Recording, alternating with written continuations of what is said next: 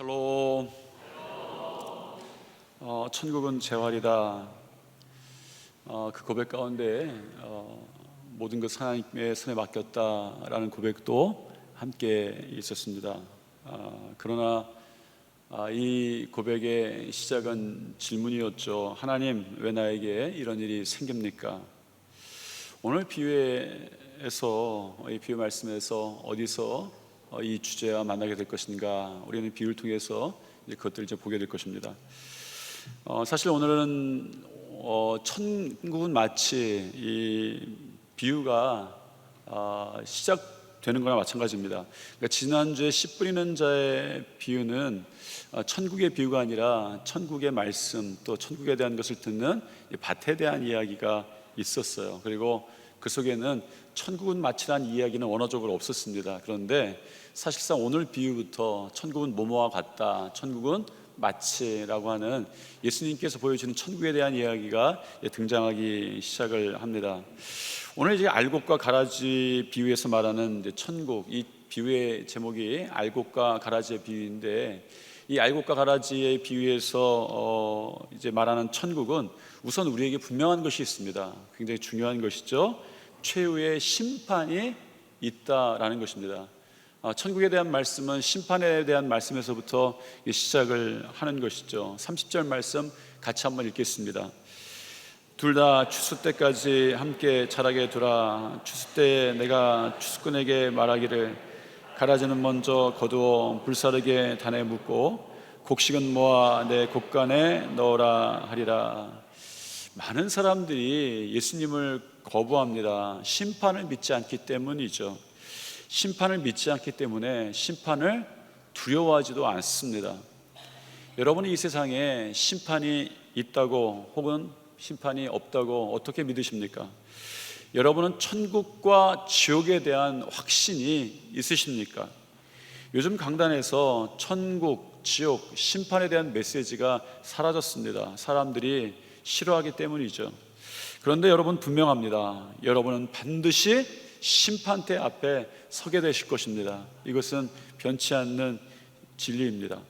앞으로 있을 심판에 대해서 우리는 정확하게는 그것이 무엇인지 알지 못합니다. 다만 예수님께서 알려주신 이 비유를 통해서 부분을 알 수는 있어요. 이 알곡과 가라지의 비유에 대해서 예수님께서 특별히 설명을 해주셨습니다. 해석을 해주셨어요. 이 비유를 듣고 나서 제자들도 이 비유에 대해서 궁금했던 것 같습니다. 제자들이 그래서 물어보죠. 오늘 우리가 읽었던 본문에 나오진 않지만 그 뒤에 이 이야기가, 예수님이 하신 이야기가 더 등장을 합니다. 우선 그것을 읽어보겠습니다. 36절부터 42절까지 말씀인데 같이 한번 읽겠습니다. 이에 예수께서 무리를 떠나서 집에 들어가시니 제자들이 나와 이르되 밭에 가라지의 비유를 우리에게 설명하여 주소서. 대답하여 이르시되 좋은 씨를 뿌리는 이는 인자여 밭은 세상이요 좋은 씨는 천국의 아들들이요 가라지는 악한 자의 아들들이요 가라지를 뿌린 원수는 마귀요 추수 때 세상 끝이요 추수꾼은 천사들이니 그런즉 가라지를 거두어 불에 사는 것 같이 세상 끝에도 그러하리라. 인자가 그 천사들을 보내리니 그들이 그 나라에서 모든 넘어지게 하는 것과 또 불법을 행하는 자들을 거두어내어 풀무불에 던져 넣으리니 거기서 울며 이를 갈게 되리라 라는 것입니다. 굉장히 어려운 이야기지만 들어야 될 이야기입니다. 굉장히 무시무시한 이야기지만 우리에게 필요한 이야기고 잊지 말아야 될 이야기죠. 예수님은 천국을 알기 위해서 가장 먼저 심판에 대한 말씀으로 비유를 시작을 하셨어요. 여러분, 심판은 정말 두려운 일임을 알아야 합니다. 그러나 그리스도인들에게는 두려운 일은 아니라는 것이죠. 오늘 비유를 통해서 이 심판에 대해서 우리 주님께서 분명히 말씀하시는 것이 있습니다. 심판은 하나님께서 화가 많으셔서가 아니라 하나님께서 선하시기 때문에 있는 일입니다. 많은 사람들이 나쁜 사람은 지옥에 가, 좋은 사람 천국에 간다 이렇게 생각합니다. 그런데 복음은 전혀 다르게 말하죠. 모든 사람이 하나님 앞에 심판대 앞에 설 것이다 라는 것입니다. 그래서 복음의 핵심은 누가 더 착한가라는 것이 아니라 누가 하나님의 은혜를 받아들이는가, 누가 하나님의 은혜 앞에 섰는가라는 것이 굉장히 중요하죠. 그러나 오늘 비유에서 심판이 천국의 시작은 아닙니다. 오늘 비유는 최후의 심판에 대한 이야기를 하는 것은 분명하지만 천국의 씨가 뿌려진 우리 현실의 밭에 대한 이야기부터 먼저 그리고 대부분 시작하고 있습니다. 그러므로 오늘 비유를 통해서 우리는 마지막에 심판이 있다는 것은 분명히 알아야 하지만 과연 그 심판이 시작된 천국이 아니라 이미 시작된 천국에서 우리는 어떻게 해야 되는가라는 것을 우리가 보게 되는 것입니다. 요즘 젊은이들, 특별히 10대들이 하루에 평균 8.6번씩 내뱉는 말이 있대요. 그러니까 하루에 한 8번 이상 그냥 그 똑같은 말을 내뱉는다고 합니다. 세상은 불공평해, 불공평하다는 말인 거예요. 그러니까 불공평하다는 말을 이 젊은이들이, 특히 10대들이 하루에 적어도 8번 이상은 한다는 것이죠. 모두 부모로부터 물려받은 이야기랍니다. 그렇습니다. 부모로부터, 그 부모의 세대로부터 이 이야기는 계속 내려왔어요. 세상은 불공평해, 참 불공평해, 그 일은 참 불공평해 라는 이야기였습니다. 그렇죠. 세상은 불공평합니다. 여러분, 어떤 것이 불공평하죠? 착한 사람이 언제나 이길 수 없다는 것 공평합니까? 불공평합니까? 불공평합니다. 다른 사람이 나보다 키가 많이 크고 더 좋아진다고 하는 것이 불공평합니까? 불공평하지 않습니까?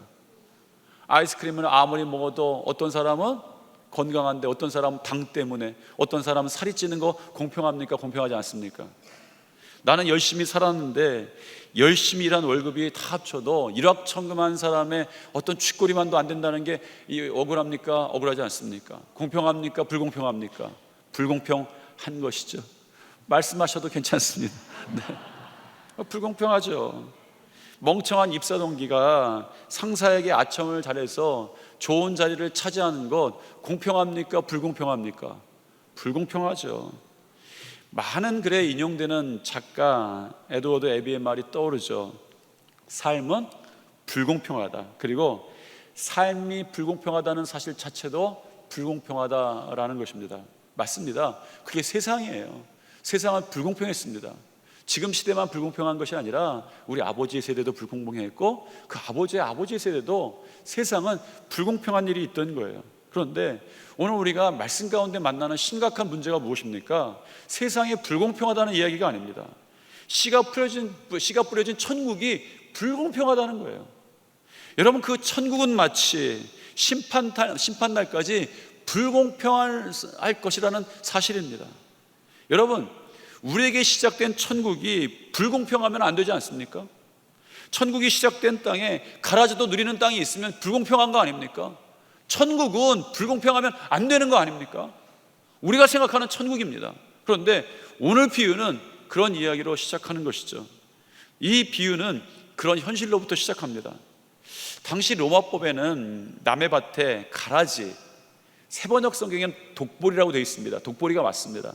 가라지에 씨를 뿌리는 것이 금지되어 있는 법이 있다고 합니다. 이 법을 보니까 아마 그 당시에 남의 밭에 이 독보리, 가라지를 뿌리는 일들이 직접 심심치 않게 일어났던 일 같아요.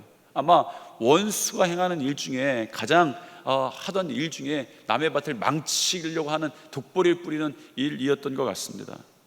24절입니다. 같이 한번 읽어보겠습니다.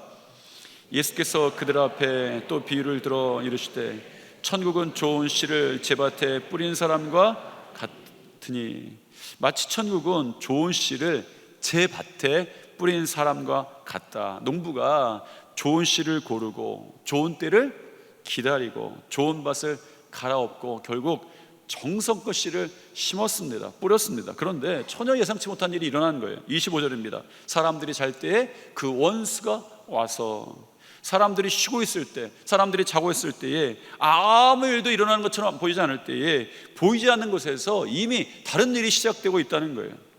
예수님은 여기에서 우리 가운데 있는 악의 현실을 아주 담담하게 말씀해 주십니다. 하나님 나라가 시작되었지만 우리 가운데 악이 존재한다는 거예요. 여러분, 우리가 믿음 가운데 시작했지만, 예수님을 그리스도로 고백하지만 우리 가운데 문제가 있다는 거예요. 우리가 예수님을 사랑하지만 우리 가운데 상처가 있다는 거예요. 이 사실이 너무 당황스럽습니다. 그래서 이 현실을 도저히 받아들이지 못하는 사람들이 있었어요.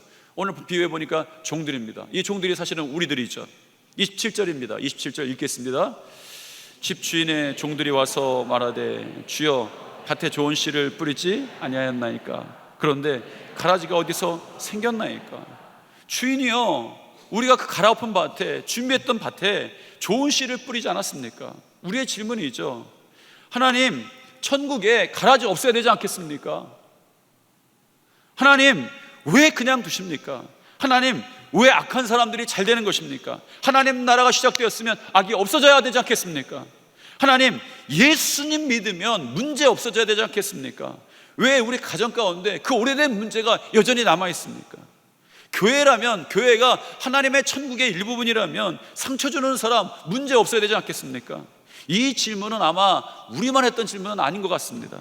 시편 기자도 했습니다. 예레미야 선지자도 했습니다. 하박국 선지자도 똑같은 질문을 한 거예요.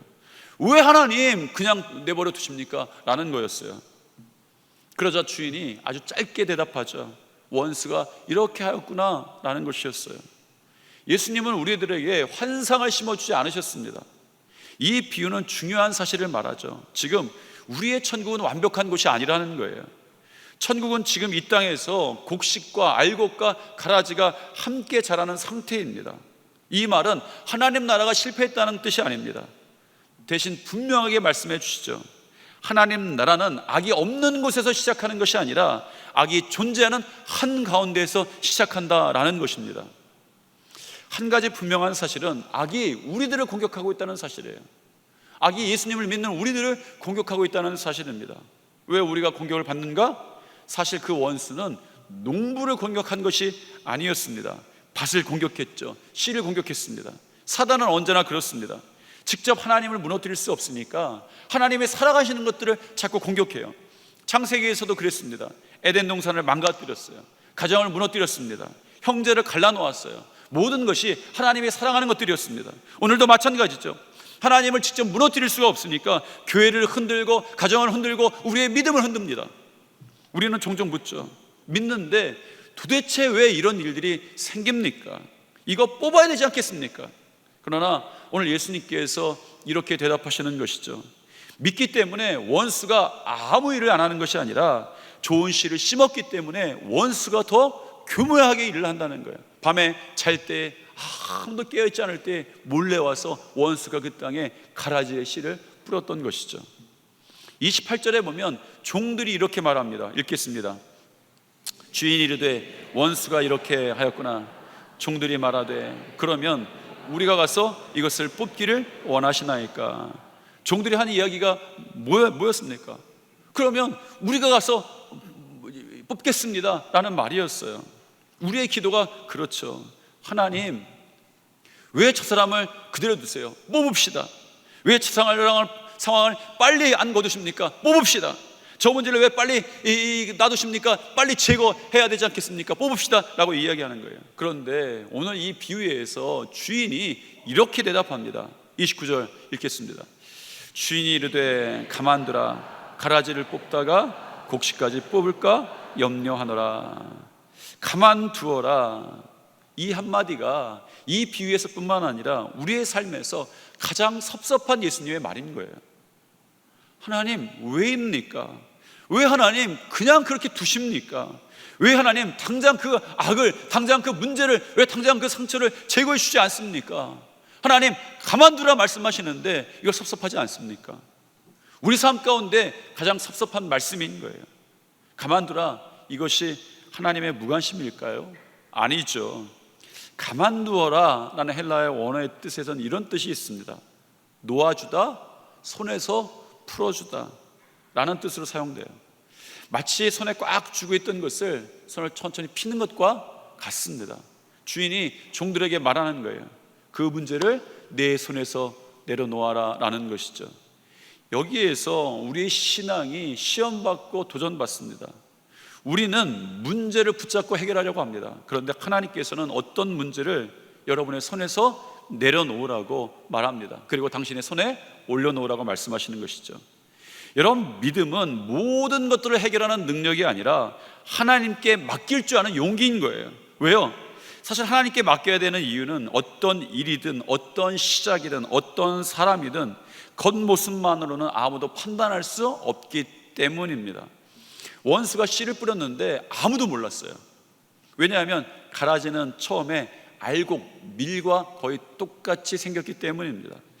여기서 예수님이 사용하신 가라지, 헬라어 말로는 지자니아라고 하는 식물입니다. 지자니아라는 식물이에요. 당시 팔레스타인 사람들, 고대 근동 사람들은 이 식물을 너무 잘 알았겠죠. 이 지자니아는 단순한 잡초가 아니라 독성이 있는, 말씀드렸던 독보리입니다. 특히 어릴 때는 거의 밀과 구분이 되지 않아요. 경험 많은 농부들도 섞기가 쉽지 않습니다. 여러분, 어쩌면 우리는 너무 빨리 판단하는 것 같아요.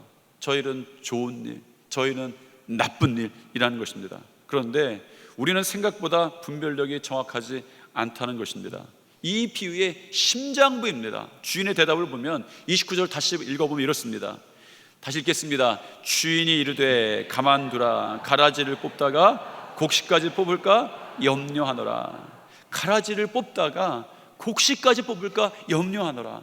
당시 갈릴리 농사를 짓던 사람들은 이 말씀을 듣고 나서 바로 이해했을 것입니다. 말했듯이 이 독보리는 어린 시절에 이 밀과 거의 구분되지 않는다고 합니다. 그런데 더 중요한 것이 있어요. 뿌리입니다. 밀과 보리는 함께 자라면서 뿌리가 서로 엉킨다고 합니다. 겉으로는 두 줄기처럼 보이지만 땅속에서 하나의 뿌리망처럼 연결되어 있는 거예요. 그래서 섣불리 잡아당기면 어떻게 될까요? 알곡도 같이, 밀도 같이 뽑히는 것이죠. 주인은 그것을 알고 있었습니다. 이것이 심판의 이유인 거예요. 나중에 심판하는 이유입니다. 주인은 가라지를 걱정하는 것이 아닙니다. 주인은 알곡을 걱정하는 거예요. 여러분, 여기서 하나님과 우리의 차이가 있는 거예요. 우리는 자꾸 악이 보입니다. 우리는 자꾸 가라지가 보이는 거예요. 그게 너무 거슬립니다. 그런데 하나님은 우리가 보이시는 거예요. 알곡이 보이시는 거예요. 가만두라, 이 말씀 속에는 우리가 생각하지 못하는 하나님의 마음이 있는 것입니다. 우리는 언제나 보이는 것을 기준으로 판단합니다. 그러나 하나님은 언제나 보이지 않는 것까지도, 보지 못하는 것까지도 알고 계시는 분이신 것이죠. 가끔 우리가 하나님께 말합니다. 하나님, 너무 늦으신 거 아닙니까? 우리가 보기는 그렇습니다. 그런데 성경은 한 번도 그렇게 말하지 않습니다. 하나님은 늦으신 분이 아니라 서두르시지 않는 분인 거예요. 왜? 우리를 사랑하시기 때문입니다. 어릴 때 글씨를 씁니다. 삐뚤삐뚤하죠. 애들이 삐뚤삐뚤하게 쓰죠. 저 어렸을 때 글씨를 굉장히 삐뚤삐뚤하게 써 교정 못 받아갖고 아직도 삐뚤삐뚤하게 씁니다. 목사같이 못 써서 여러분 제 글씨를 못 보여드리겠어요. 오늘 이 시리즈 동안 나오시는 분들 보면 부러워 죽겠습니다. 다들 글씨가 이렇게 예쁜지. 그런데 어린 나이도 글씨들이 다 삐뚤삐뚤해요. 답답합니다. 부모가 대신 써버리면 훨씬 빠르고 더 예쁩니다. 그런데 그렇게 하는 부모는 없습니다. 왜 그렇습니까? 아이가 자라나길 바라기 때문에 기다려주는 거예요. 하나님도 그러십니다. 우리는 빨리 끝내기를 원합니다. 하나님께서는 우리가 자라기 시기를 바라는 거예요. 왜 심판을 늦추십니까? 왜 당장 정리하지 않습니까? 왜 당장 이 기도에 응답해 주지 않습니까? 왜 내 인생에 아직도 해결되지 않은 문제가 남아 있습니까? 하나님의 대답은 하나인 거예요. 내가 지금 너를 자라게 하고 있기 때문이다 라고 말씀하시는 것입니다. 하나님은 가라지를 참고 계신 것이 아니라 알곡이 기다릴 시간을 주시는 거예요. 하나님은 가라지를 기다리시는 분이 아니라 알곡을 지키시기 위해서 기다리시는 분이십니다. 그런데 이 비유가 우리에게 날선검이 되는 이유가 또한 여기에서 있는 거예요. 우리는 말합니다. 하나님, 왜 저 가라지를 그냥 두십니까? 우리가 자연스럽게 생각하죠. 맞아, 세상에 참 가라지가 참 많네. 저 사람이 문제야, 저 일이 문제야. 하나님, 저 가라지들을 어떻게 하실 겁니까? 사실 우리는 가라지가 너무나도 잘 보이는 거예요. 뉴스를 켜면 가라지가 보입니다. 세상에 교회에 와도 가라지가 보여요. 회사에서도 가라지가 있습니다. 가정에서도 가라지가 보입니다. 우리는 이 비유를 읽으면서 우리는 우리 주변에 가라지가 무엇인가 누구인가 찾고 있습니다. 누군가를 생각하고 무엇인가를 떠올립니다. 그렇게 우리는 평생 가라지를 연구합니다. 이 비유를 묵상할 때 가장 위험한 부분이 여기이죠. 복음은 우리를 좀 더 깊은 곳으로 인도합니다. 예수님을 바라볼 때 우리의 시선은 좀 달라집니다. 우리는 하나님의 오래 참으심, 기다리심을 말할 때에 항상 다른 사람을 생각합니다. 하나님, 우리는 하나님께서 왜 저 사람을 안 뽑으십니까? 라고 묻습니다. 그런데 하나님께서는 말씀하시는 거예요. 내가 너를 뽑지 않았기 때문이다 라는 것입니다. 생각해 보십시오. 하나님께서 죄를 짓는 순간마다 즉시 심판하셨다면 오늘 이 자리에 살아남을 사람이 몇 명이나 되겠습니까? 정말 솔직해집시다. 우리가 가라지였습니까? 알곡이었습니까? 우리는 대부분 악인은 다른 사람이라고 생각합니다. 그런데 성경은 말합니다. 의인은 없나니 하나도 없다라고 선포하는 거예요. 우리도 거짓말했습니다. 우리도 미워했습니다. 우리도 교만했습니다. 우리도 용서하지 않았습니다. 우리도 하나님보다 더 사랑하는 것이 많았습니다. 그런데도 하나님은 우리를 당장 뽑지 않으셨어요. 왜입니까? 공의를 포기해서가 아닙니다. 심판을 잊어서도 아닙니다. 우리 주님은 이 비유를 통해서 우리를 향해서 조용히 말씀하시는 거예요. 내가 저 사람만 기다린 것이 아니라 너도 기다렸다라는 것입니다. 하나님은 죄를 못 본 척 하신 적이 없어요. 죄를 대충 넘어가신 적이 없습니다. 죄의 대가는 반드시 치러졌어야 합니다. 우리는 심판대 앞에 반드시 죄인의 모습으로 섰어야 합니다. 그런데 우리는 지금 심판 앞에 천국을 소망하며 살아가고 있습니다. 왜요? 그 대가를 우리가 아니라 예수님께서 지셨기 때문인 것입니다. 우리가 받아야 될 심판을 예수님께서 받으셨어요. 십자가에서 예수님께서 뽑히셨습니다. 그래서 우리가 오늘도 하나님의 밭에서 자라고 있는 것입니다. 하나님은 우리를 살리기 위해서 자신이 기다림의 값을 치르셨습니다. 십자가는 하나님께서 죄를 가볍게 여기셨다 그런 증거가 아니라 죄를 가장 무겁게 다루셨다는 증거입니다. 동시에 죄인을 가장 깊게 사랑하셨다라는 증거이기도 한 것이죠. 하나님은 사람들에 대해서 불공평한 것이 아닙니다. 나에 대해서 이미 불공평하셨습니다. 우리가 지금 하나님의 밭에 속해 있는 것은 나의 본성 때문이 아니라 하나님의 전적인 은혜 때문입니다. 이 은혜 가운데 초대하신 것이 천국입니다. 천국은 완벽한 사람들의 나라가 아니라 하나님의 오래 참으심 속에서 끝내 열매 맺는 사람들의 나라인 것이죠. 그러므로 이제 우리는 어떻게 살아야 합니까? 오늘 집에 들어가면 여러분들은 또 가라지들을 보게 될 거예요. 왜? 평소에 그렇게 살아왔습니다. 가라지는 눈에 너무 잘 띄어요. 뉴스에도 있을 것입니다. 회사에도 있을 것이에요. 사실 우리 교회에도 있을 것입니다. 어쩌면 내 가족 안에도 가라지가 있어요. 그리고 거울 앞에도 있을 수도 있습니다. 그런데 이 질문 하나 하셔야 합니다.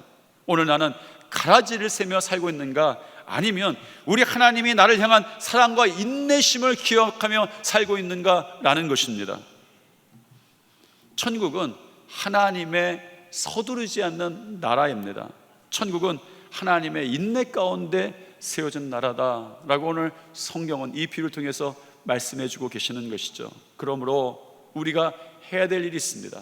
하나님의 오래 참으심을 닮아가는 것입니다. 오래 참는다라고 하는 것은 방치한다라는 것이 아닙니다. 오래 참음은 하나님께서 나를 그렇게 다루셨다라는 것을 잊지 않는 것이죠. 그래서 인내는 하나님을 바라보는 믿음의 또 다른 이름입니다. 여러분 가정에 어떻게 천국의 씨가 뿌려집니까? 남편, 아내, 자녀에게 죄는 안 바뀌어 라고 말하기 전에 하나님께서는 아직도 그를 기다리고 계신다라는 것을 기억하는 것이죠. 어떤 일에 있어서 끝났어, 일은 도저히 안 돼 라고 포기하기 전에 이 일은 하나님은 하실 수 있다, 하나님께 맡겨야 된다라는 것입니다. 하나님은 놀랍게도 끝났어 라는 말을 쉽게 하시는 분이 아니십니다. 여러분이 판단하지 말고 결정하지 마십시오. 하나님의 손에 맡기시길 바랍니다.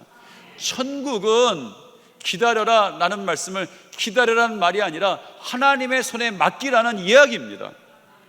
여러분이 기다림 가운데, 인내 가운데에, 하나님의 맡기신 가운데 천국이 시작될 줄 믿습니다. 예수님은 이 비유를 끝내시면서 이렇게 말씀하셨습니다. 30절 말씀 같이 다시 한번 읽겠습니다. 둘 다 추수 때까지 함께 자라게 두라. 추수 때 내가 추수꾼에게 말하기를 가라지는 먼저 거두어 불사르게 단으로 묶고 곡식은 모아 내 곡간에 넣으라 하리라. 이 비유의 마지막입니다.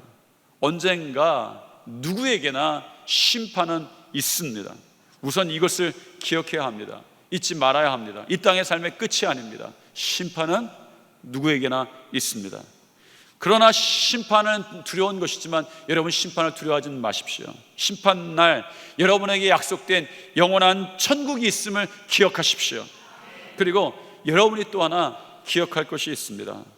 어쩌면 나는 가라지로 자라온 사람일 수도 있습니다. 그런데 하나님의 인내 가운데에 접붙임 바 되어서 하나님의 자녀가 되었습니다.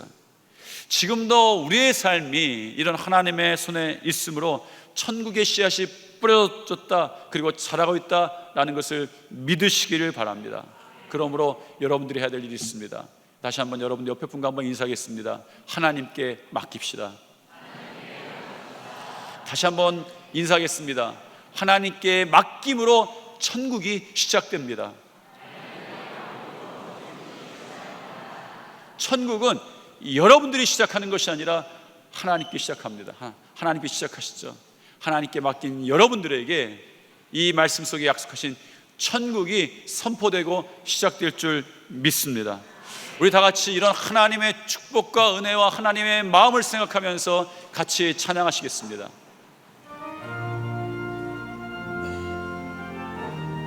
우리를 사랑하시는 그 하나님 아버지의 마음을 기억하며 함께 찬양하겠습니다.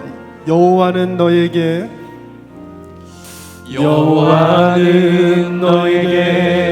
복을 주시기를 원하며 너를 지키시기를 원하시며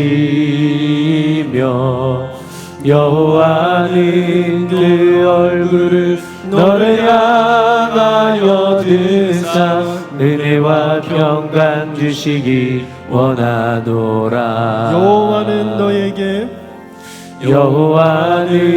너에게 복을 주시기를 원하며 너를 지키시기를 원하시며 여호와는 그 얼굴을 너를 향하여 드사 은혜와 평강 주시기 원하노라. 너를 보배롭고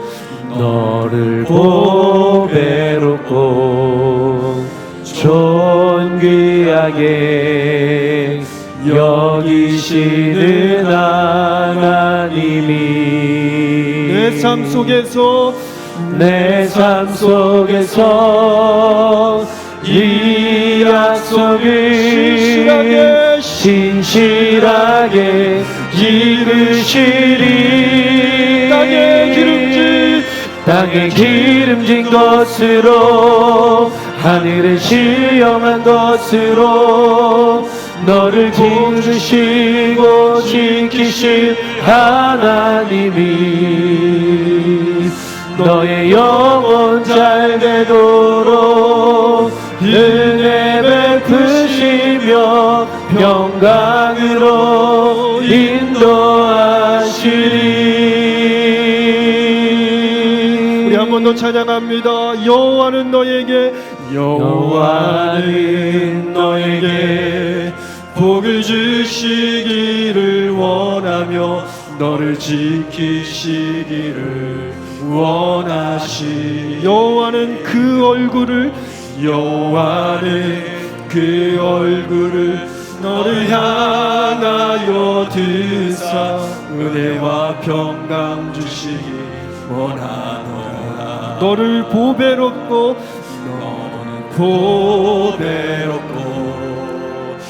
존귀하게 여기시는 하나님이 내 삶 속에서 이 약속을 신실하게 이루시리. 선포합시다.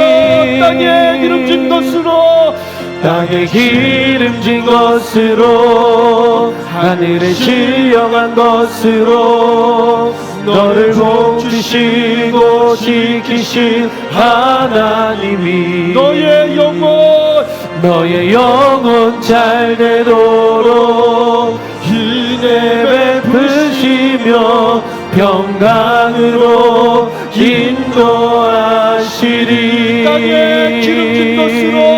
땅에 기름진 것으로 하늘에 신령한 것으로 너를 복주시고 지키신 하나님이 너의 영혼 잘 되도록 은혜 베푸시며 평강으로 인도하시리. 평강으로 인도하시리. 평강으로